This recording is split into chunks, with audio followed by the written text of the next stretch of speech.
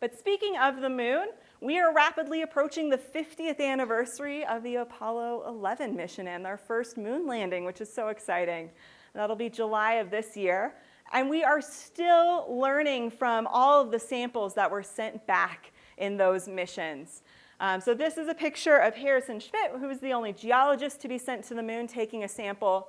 And the reason I chose this picture is because NASA has chosen 9 teams from here in the US to be able to study the last of the perfectly preserved lunar samples. So these are samples from Apollo 15, 16, and 17 that were sealed on the moon, some of them frozen here on Earth, and have never been opened, never exposed to Earth's atmosphere, which is incredible.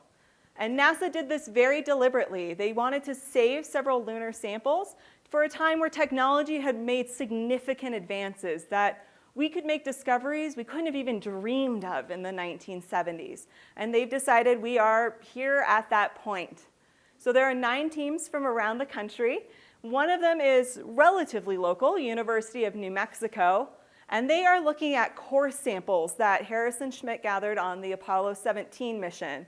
And they're core samples from an area where there was a landslide. And we know why landslides happen here on Earth. We understand how they form, what triggers them.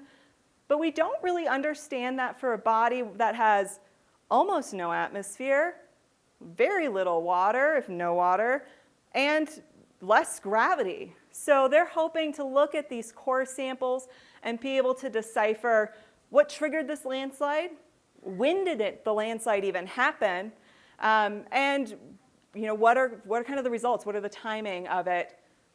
And because this sample and many of the other samples have not been exposed to Earth's atmospheres, there's chances of water gas and maybe even other volatiles that would have been destroyed by being exposed to Earth's atmosphere might still be in there. And we don't know what those could teach us. So each of those 9 teams has different samples they're working with, different scientific objectives, and I'm really hoping by the time the 50th anniversary of the Apollo 11 mission rolls around, we'll have results from some of those studies, and we can tell you a little bit more about the moon. But incredible, still learning things 50 years later from lunar samples. Yeah, so the question is, will there be any special events in connection to the Apollo 50th anniversary here at the museum? And the answer is yes, lots. So we're still planning all of them, but I can tell you we'll be doing a first steps celebration on July 20th, which is the anniversary of the landing. We have a science lounge, which is for 21 plus audiences. That's all themed around the moon.